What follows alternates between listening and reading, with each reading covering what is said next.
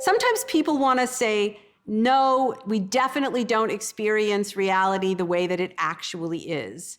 And some people want to say, yes, we do. Philosophers have been arguing about this for like as long as philosophy has existed. The question of, does your experience match reality, or are you really experiencing reality in its stark objective truth? And the answer is simply, not exactly.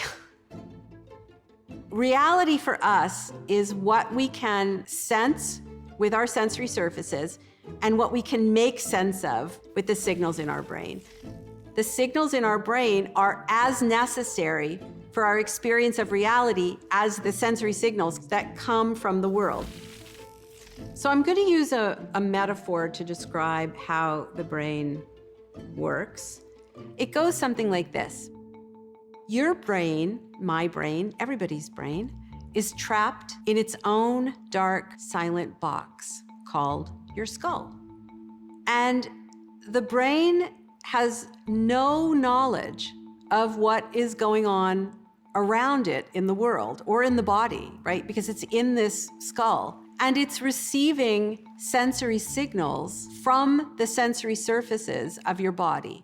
These signals are the outcomes of some changes in the world or in the body. But the brain doesn't know what the changes are. It's receiving the outcomes. And that is what philosophers and scientists call the reverse inference problem. You start with an outcome and you have to guess at the cause. For example, if you hear a loud bang, it could be a car backfiring, a door slamming, it could be a gunshot. Your brain doesn't know what the causes are, it only knows the effect. And so it has to guess.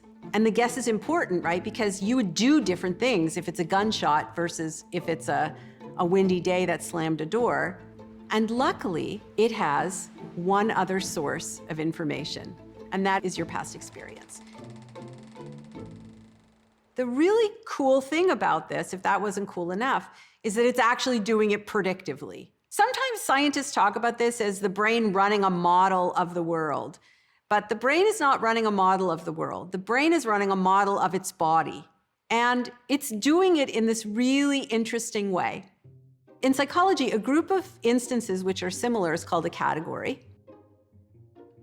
In essence, what your brain is doing when it's making a prediction, it's creating a category of instances from the past which are similar in some way to the present in order to predict what's going to happen next, what the brain has to do next, and what your experience will be next. And so when a human brain is creating a category, you have to ask, what features of similarity is it using? Is it these sensory and motor features? An apple is round, an apple is hard and crunchy, or is it these abstract features, abstract multimodal summaries of patterns of features? I could take a bunch of apples and I could say, well, these are good for baking and these are not good for baking. And these patterns, this summary, only exists in your brain. Because our brains are structured to construct categories based on the function of things rather than what they look like or taste like or smell like, humans can create something called social reality, which is where we collectively impose a function on objects that the objects don't have by virtue of their physical nature. So a really good example of this is money, little pieces of paper. We all agree that these little pieces of paper have a function of value. And it turns out that many things that we think of as being part of reality are actually like this. We can draw lines in the sand and create the borders of countries, which creates categories of people called immigrants and citizens. We can create governments because we all agree that certain actions, like making little tick marks, has a meaning to elect someone into a position that has certain powers. It's a form of social reality. In our lab, we work on the hypothesis that many psychological categories are forms of social reality. We impose a meaning on a scowling face that it did not evolve to have, but because we all agree that it has that meaning or that function in a particular culture, then it does. To say that your brain resides in a dark, silent box doesn't mean that you are trapped in that box. Your brain has this wonderful capacity to take bits and pieces of past experience and create something completely new that you've never experienced before. We call it imagination. That's a double-edged sword, right? Because our brains are so good at imagining and creating predictions that are not yoked to our immediate surroundings, sometimes we have a lot of trouble staying in the present. You have to practice your ability to control how much you want to be constrained by what's going on outside that box and how much you want to be free of it.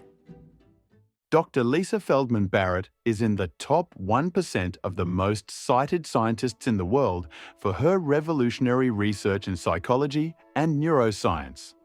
She is a distinguished professor of psychology at Northeastern University and also holds appointments at Harvard Medical School and Massachusetts General Hospital, where she is Chief Science Officer for the Center for Law, Brain and Behaviour.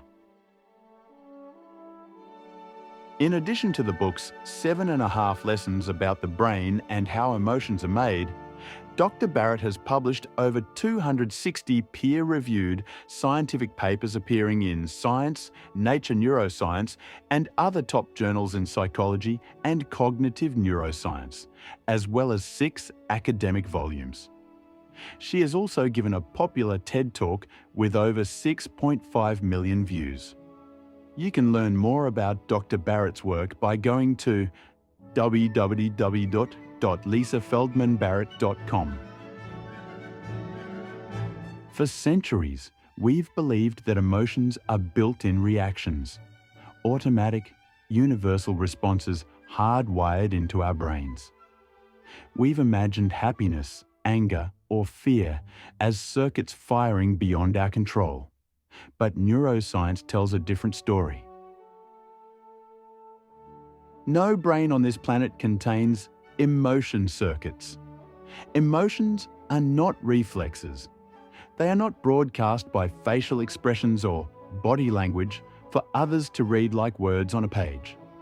They are guesses, predictions that your brain constructs on the fly, drawing on your past experience to make sense of what's happening inside and around you.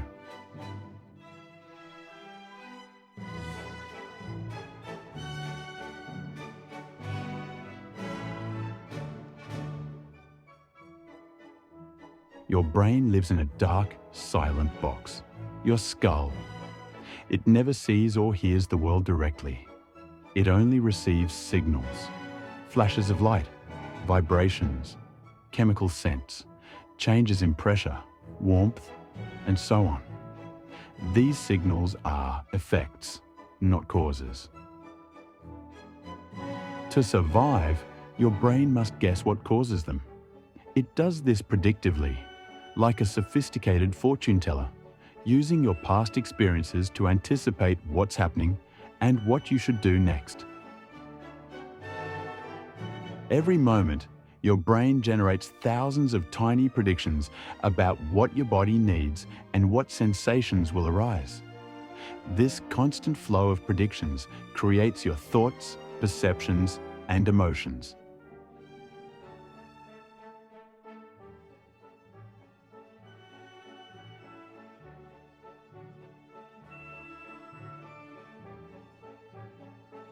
To understand this, imagine looking at a black and white abstract image.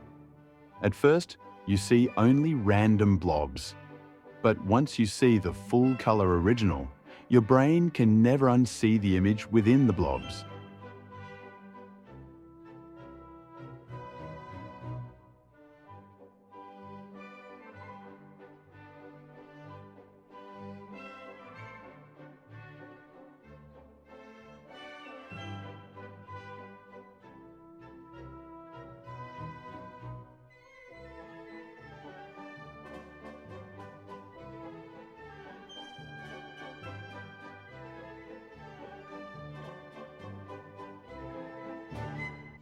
That's prediction at work. Your brain uses new data to reinterpret what it sees, turning chaos into meaning. This same process happens with emotion.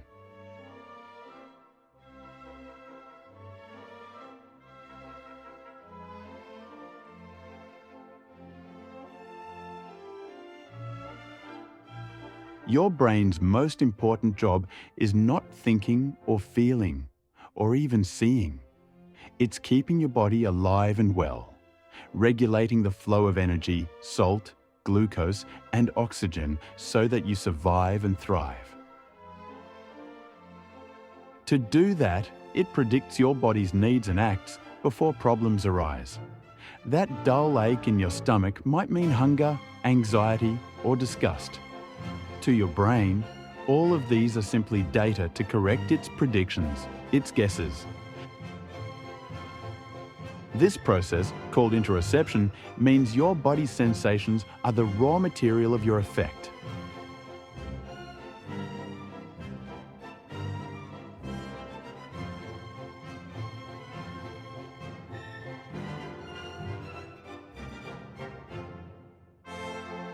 The more finely tuned your emotional predictions, the more emotionally intelligent you become.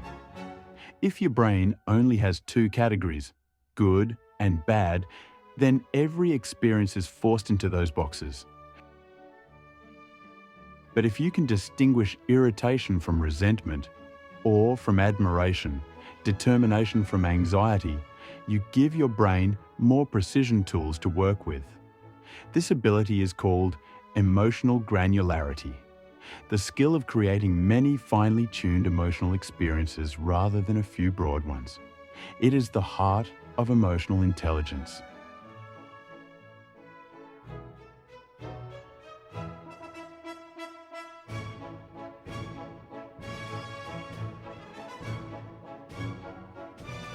Emotional intelligence isn't about controlling emotion with reason.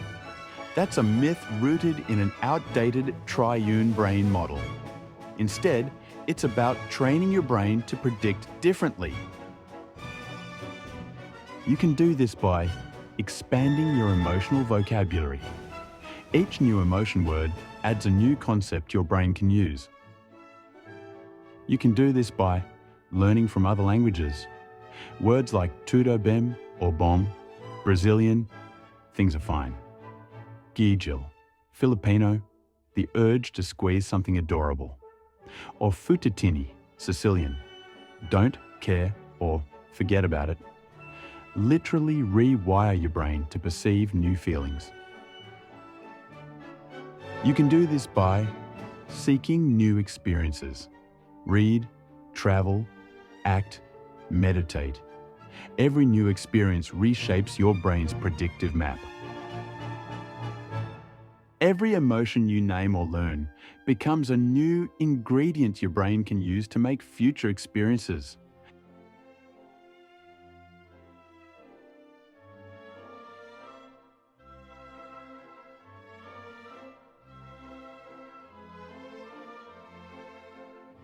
You are not a prisoner of your past. Your past experiences shape your present predictions. But by changing your present experiences, you change the very ingredients your brain will use to predict tomorrow. You can seed your brain to predict differently. By choosing new experiences, new perspectives, and new emotional categories, you literally teach your brain how to feel and act differently in the future.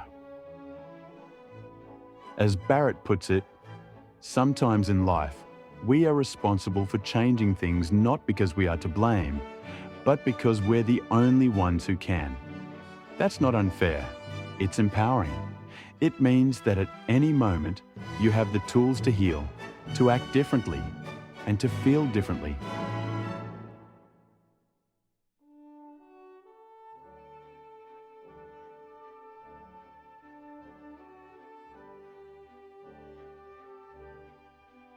To be emotionally intelligent is to be self-aware of your predictions, to realize that how you feel is not a fixed truth, but a constructed one.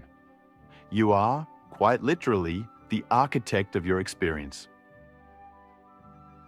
By changing what you feed your brain, words, thoughts, sensations, stories, and contexts, you transform not just how you feel today, but who you become tomorrow.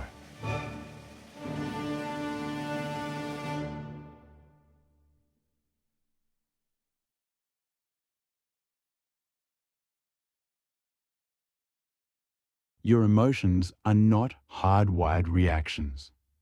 They are predictions built from your past and sculpted by your choices.